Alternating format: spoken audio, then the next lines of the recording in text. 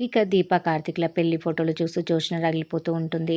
జోష్న తనలో తాను రేపు మీ పెళ్లి రోజు. నా మెడలో పడాల్సిన తాళిని నీ మెడలో కట్టాడు బావ. నువ్వు పుట్టగానే నీ స్థానంలోకి నేనొచ్చాను. నాకు ఈ నిజాలు తెలియవు కాబట్టి బావ మీద ఆశలు పెట్టుకొని బతికాను. కానీ నువ్వొచ్చి నా ప్రేమను ఒక పసుపు తాడుతో దూరం చేశావు. నాకు ఈ ఆస్తి కావాలి. ఇంటి వారసురాలిని అన్న పేరు కావాలి. అలాగే బావ కూడా కావాలి దీప. నీ మొదటి పెళ్లి రోజునే నీకు జీవితంలో మర్చిపోలేని కానుక ఇస్తాను. ఇదే నీకు ఫస్ట్, ఇదే నీకు లాస్ట్ అని రగిలిపోతూ ఉంటుంది జోష్న. ఇక ఉదయాన్నే పెళ్లి రోజు కావడంతో కార్తీక్, దీపాలు శ్రీకర్, కాంచనల ఆశీర్వాదం తీసుకుంటారు. శ్రీధర్ మాట్లాడుతూ, కార్తీక్, పెళ్ళైనప్పటి నుంచి ఎన్నో కష్టాలు పడ్డావు. నీలాంటి వాడికి తోడుగా దీప లాంటి మనిషిని ఇచ్చి భగవంతుడు మంచి పని చేశాడు అని అంటాడు. దీనికి కార్తీక్, నిజమే నాన్న. ఈ కార్తీక దీపానికి ప్రతి వసంతం నవ వసంతమే అని దీపను దగ్గరికి తీసుకొని చెప్తాడు కార్తీక్. ఇంతలో శౌర్య వచ్చి అమ్మ నాన్నలకు పెళ్లి రోజు శుభాకాంక్షలు అంటూ సంబరాలు మొదలుపెడుతుంది. బెలూన్ పేల్చి హంగామా చేస్తుంది. దీప కార్తీక్లకు ముద్దు పెట్టి తను గీసిన బొమ్మను గిఫ్ట్గా ఇస్తుంది శౌర్య. వెంటనే కార్తీక్ తల్లిదండ్రులు శౌర్యతో మేము డ్యూటీకి వెళ్ళొస్తాం, ఆ ఇంటికి వెళ్ళొస్తాం అంటాడు. దాంతో కాంచన, శ్రీధర్లు వద్దు అంటారు. ఇక కార్తీక్ మనసులో దీపకు వాళ్ళ అమ్మ నాన్నల దగ్గర ఆశీర్వాదం తీసుకోవాలని ఉంటుంది కదా అనుకుంటూ మేం వెళ్ళాల్సిందే అంటూ దీపను తీసుకొని వెళ్ళిపోతాడు. అయితే కాంచన చాలా భయపడుతుంది. నా భయమంతా జోష్న గురించేనండి.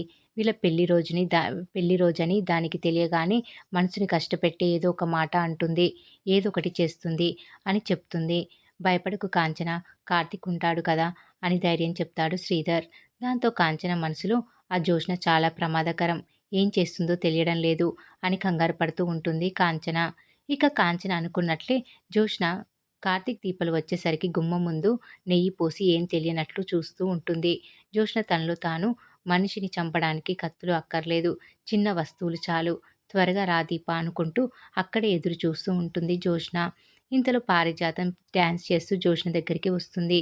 ఈ వయసులో ఇలాంటి డ్యాన్స్ ఏంటి గ్రాని అని జోష్న విసుక్కుంటుంది. ఇంతలో కార్తీక్ ఆ నెయ్యిని చూసుకోకుండా పక్క నుంచి దాటుకుని లోపలికొచ్చి పారుతో, నువ్వు ఇరగదీసేసావు పారు, నేను చూసుకుంటానని అంటాడు. అప్పుడే శివనారాయణ, దశరథ, సుమిత్ర అక్కడికి చేరుకుంటారు.